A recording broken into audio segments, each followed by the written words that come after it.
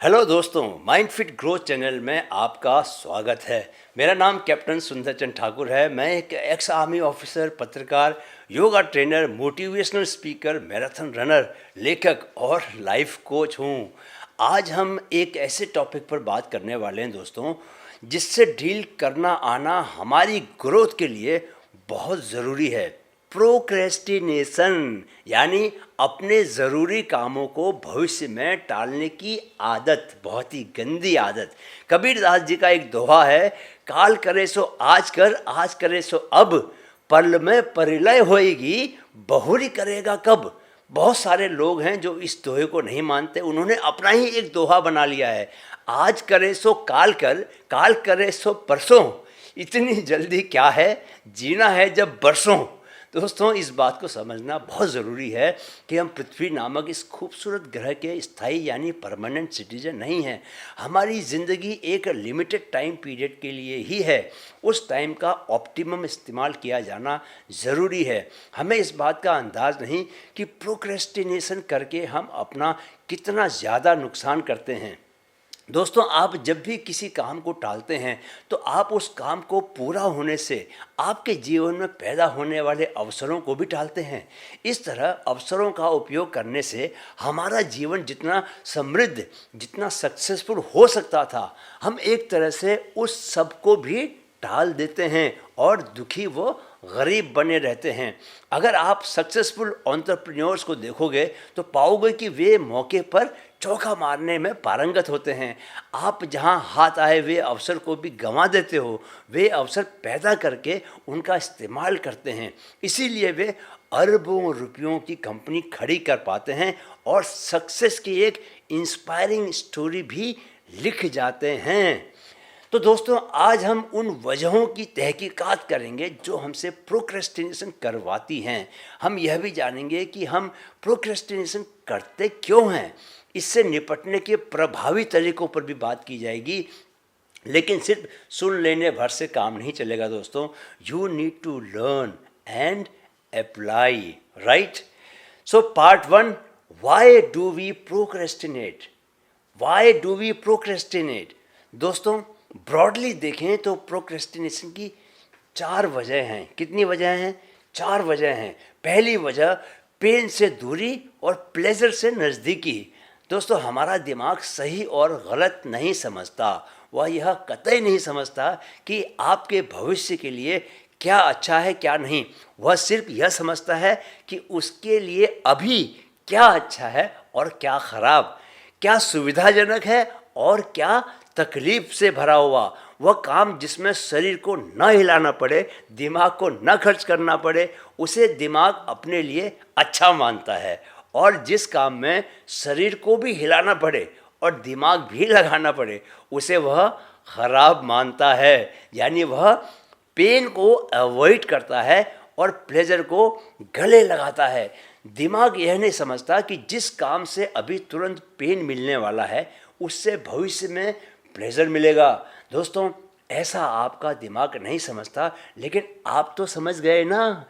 इसलिए पेन वाले कामों को प्रोक्रेस्टिनेट न करो, क्योंकि यही पेन आपके आने वाले दिनों के लिए प्लेजर में बदलने वाला है। दूसरी वजह, क्रिटिसिज्म, फेल होने और दूसरों के जजमेंट का डर। दोस्तों, हमारा जो भी काम पब्लिक के बीच जाने वाला होता है, उसे लेकर हम ज़्यादा प्रोक्रेस्टिनेट करते हैं, क्योंकि तब हम अपने काम को लेकर दूसरों के जजमेंट के बारे में सोचने लगते हैं। What if they don't like? What if people give negative comments on my YouTube video? What if I fail? What will my friends, colleagues and relatives think about me? आप डर की एक एंडलेस टनल में घुस जाते हो जो ख़त्म नहीं होती है। तीसरी वजह, खुद पर भरोसे की कमी। दोस्तों, सेल्फ डाउट और आत्मविश्वास की कमी भी कई बार हमसे प्रोक्रेस्टिनेट करवाती है। आत्मविश्वास को बढ़ाना है तो उसके तरीके मैंने बताए हुए हैं। एक पूरा वीडियो ही इस पर है कि आत्मविश्वास को कैसे बढ़ाएं। मैं उसका लिंक डिस्क्रिप्शन बॉक्स में दे रहा हूं। जिसने वीडियो नहीं देखा है वह एक बार ज़रूर देख ले। जब किसी विषय पर हमें पूरी नॉलेज नहीं होती दोस्तों, या हमारे पास ज़रूरी स्किल सेट नहीं होता, तब भी हम प्रोक्रेस्टिनेट करते हैं। इस बात को भूलिए नहीं। चौथी वजह, बायोकेमिकल एनर्जी की कमी। यस दोस्तों, कई बार जब आपकी बायोकेमिकल एनर्जी लो होती है और आपके शरीर में विटामिन डी, जिंक और मैग्नीशियम का लेवल असंतुलित हो जाता है, तो आप में कोई काम करने की ताकत नहीं रहती। दोस्तों, इस बात को समझें कि प्रोक्रेस्टिनेशन और आलस्य यानी लेजीनेस में फ़र्क है। एक आलसी आदमी तो काम करने को ही तैयार नहीं होता, उसे आराम करने में ही मज़ा आता है। लेकिन प्रोक्रेस्टिनेशन में ऐसा नहीं होता कि आप काम करना ही नहीं चाहते या आप उस काम की इम्पोर्टेंस को नहीं समझते, लेकिन आप दूसरी वजहों से उन्हें टाल देते हैं। यह एनर्जी कम होना एक बड़ी वजह है, क्योंकि आपकी लाइफस्टाइल, स्ट्रेस, एंजाइटी और आपका जो फास्ट फूड है, सब मिलकर आपकी एनर्जी के स्तर को कम कर देते हैं। पर काम तो एनर्जी से ही होते हैं, इसलिए आप एनर्जी के बिना बहुत ज़रूरी काम को भी टालते ही रहते हैं। Part 2, 6 situations where we tend to procrastinate. दोस्तों, 6 स्थितियाँ जहाँ हम काम को टालते हैं। अब मैं इसके बारे में बात करूँगा। पहली स्थिति, फर्स्ट सिचुएशन, जब काम बहुत बहुत बोरिंग लगे। जब काम बोरिंग हो तो हम ज़्यादा प्रोक्रेस्टिनेट करते हैं दोस्तों। क्यों?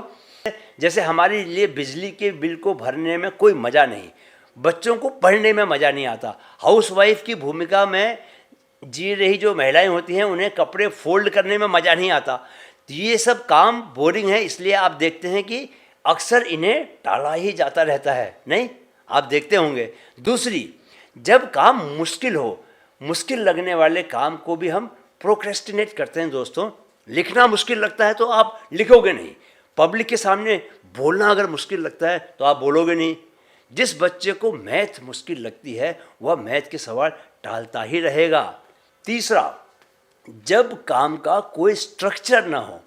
अगर काम अनस्ट्रक्चर्ड हो, उसमें कोई प्लानिंग नहीं हो, यह ना पता हो कि उसे कब शुरू होना है, कब ख़त्म होना है, तो तुम उसे टालते रहोगे। इसलिए काम की डेडलाइन तय करना बहुत ज़रूरी है। चौथा, जब काम स्पष्ट नहीं हो, यानी कि वह एम्बिगुअस हो। जब आपके पास कुछ बराबर महत्व के काम हो और आप निश्चित नहीं हो कि आपको कौन सा काम पूरा करना चाहिए, तो भी आप प्रोक्रेस्टिनेट करते हैं। पांचवा, पर्सनल मीनिंग की कमी हो। अगर किसी काम में आपके लिए कोई पर्सनल मीनिंग नहीं है तो आप उसे टाल देते हो। जैसे कुछ कर्मचारी कंपनी का काम है समझकर काम को टालते ही रहते हैं, पर जिसने अपना बिजनेस शुरू किया है वह दूसरों का काम भी खुद करता है। क्यों? क्योंकि उसमें उसका पर्सनल मीनिंग है। छठा एंड लास्ट, जब काम से कोई रिवॉर्ड न जुड़ा हो। अगर किसी काम के साथ फिजिकल या साइकोलॉजिकल रिवॉर्ड नहीं जुड़ा तो हम उसे टाल देते हैं। बिजली का बिल भरने पर क्या आपको कोई रिवॉर्ड मिल रहा है? नहीं ना, इसलिए आप उसे आखिरी तारीख तक टालते ही चले जाते हैं। नहीं, अगर आप इन 6 वजहों को दूर कर लें दोस्तों, तो आप अपने आप काम को टालना बंद कर देंगे। Right? Part 2, 6 effective ways to deal with procrastination. पहला, ध्यान से सुनिएगा, क्योंकि इससे आप काम को टालने की आदत से छुटकारा पाएंगे। काम को छोटे हिस्सों में तोड़ दो। एक इफ़ेक्टिव स्ट्रेटेजी तो यह है कि हम अपने काम को छोटे और आसानी से मैनेज किए जा सकने वाले टुकड़ों में तोड़ दें। इससे ओवरऑल गोल ज़्यादा मुश्किल और डरावना नहीं लगता। जैसा कि मैं अपनी मैराथन रनिंग में करता हूँ, 42 किलोमीटर को 5-5 किलोमीटर के छोटे छोटे टुकड़ों में बांट देता हूँ। एक बार में एक हिस्से को करने में अपना ध्यान लगाने से आपका मोमेंटम भी बना रहता है और आपका डर भी कम होता जाता है। दूसरा, स्मार्ट गोल बनाएं। आपको स्मार्ट का फुल फॉर्म पता ही होगा। S for specific, M for measurable, A for achievable, R for relevant and T for time bound. जब आप साफ सुथरे और वास्तविक लक्ष्य बनाते हैं दोस्तों, तो आप ज़्यादा फोकस और मोटिवेट होकर अपने लक्ष्यों को हासिल करने के रास्ते पर आगे बढ़ते हैं। यह आपके लक्ष्यों को ट्रैक करने और छोटी छोटी कामयाबियों की खुशी मनाने में भी आपकी मदद करता है। तीसरा, एक स्ट्रक्चर्ड शेड्यूल बनाएं। अगर आप अपने काम को पूरा करने को लेकर एक योजना से तैयार किया गया शेड्यूल बनाते हैं तो इससे प्रोक्रेस्टिनेशन कम होता है। अपने काम के लिए समय नियत करें और उसी के मुताबिक चलें। आजकल तो प्लानर्स आने लग गए हैं, डायरियाँ आती हैं, प्रोडक्टिविटी ऐप्स आते हैं। आपकी दिनचर्या में कामों को लेकर जितनी कंसिस्टेंसी रहेगी उतना अनुशासन भी आएगा और प्रोक्रेस्टिनेशन कम होगा। चौथा, पोमोदोरो तकनीक का उपयोग करें। पोमोदोरो टेक्निक में हर काम के लिए 25-25 मिनट का समय रखा जाता है। इस दौरान पूरा फोकस काम पर रखते हैं और फिर 5 मिनट का ब्रेक लिया जाता है और माइंड को फ्रेश कर लिया जाता है। इससे हमारा फोकस निरंतर बना रहता है और धीरे धीरे माइंड निश्चित समय तक फोकस से काम करने में ट्रेंड हो जाता है और प्रोक्रेस्टिनेट नहीं करता। परफेक्शन न ढूंढें और फेल होने के डर से बचें। ये 5वां पॉइंट है दोस्तों। परफेक्ट बनने की कोशिश करेंगे तो प्रोक्रेस्टिनेशन के अवसर बढ़ेंगे और फेल होने से आप डरेंगे तो काम करेंगे ही नहीं। इसलिए दोनों से बचने की कोशिश करें। इस बात को समझें कि गलतियां सीखने की प्रोसेस का ही हिस्सा होती हैं और चुनौतियों को ग्रोथ की अपॉर्चुनिटीज़ के रूप में देखें। परफेक्ट बनने या दिखने की आकांक्षा को अपनी ग्रोथ के रास्ते की रुकावट न बनने दें। छठा बहुत इंपॉर्टेंट है दोस्तों, मैं खुद ये करता हूँ, अपना अकाउंटेबिलिटी पार्टनर ढूंढ लें। अब आप पूछेंगे अकाउंटेबिलिटी पार्टनर कौन होता है? अपने लक्ष्य को अगर आप अपने दोस्त, परिवार के सदस्य या ऑफिस के किसी साथी के साथ शेयर करते हैं तो इससे भी आपको मोटिवेशन मिल सकता है। अकाउंटेबिलिटी पार्टनर होगा तो आपके काम को ट्रैक करने में भी मदद मिलेगी क्योंकि वह आपको सपोर्ट और प्रोत्साहन देगा। कोई आपके काम की प्रोग्रेस को देख रहा है, इस बात के ख्याल भर से ही आप प्रोक्रेस्टिनेशन से बचने की कोशिश करेंगे। दोस्तों, अब मैं आपको एक बहुत खास टेक्निक बता रहा हूँ, AIA technique to eliminate procrastination. कौन सी टेक्निक? AIA। अंग्रेजी के 3 अल्फ़ाबेट्स हैं, AIA। एक बात जान लीजिए कि प्रोक्रेस्टिनेशन से मुक्त होने का कोई जादुई फॉर्मूला नहीं है। न्यूरो लिंग्विस्टिक प्रोग्रामिंग यानी NLP का कोर्स करते हुए मैंने एक बहुत प्रभावी टेक्निक सीखी थी, यही आप लोगों से शेयर कर रहा हूँ। इस AIA टेक्निक में पहला जो A है वो अवेयरनेस का A है। इसके बाद आने वाला I अंग्रेजी शब्द इंटेंशन का है और इसके बाद जो लास्ट में जो A अंग्रेजी का शब्द आता है, अंग्रेजी का जो अल्फ़ाबेट आता है वो किसका है? एक्शन का A है। अब समझिए कि इस टेक्निक का कैसे इस्तेमाल करना है।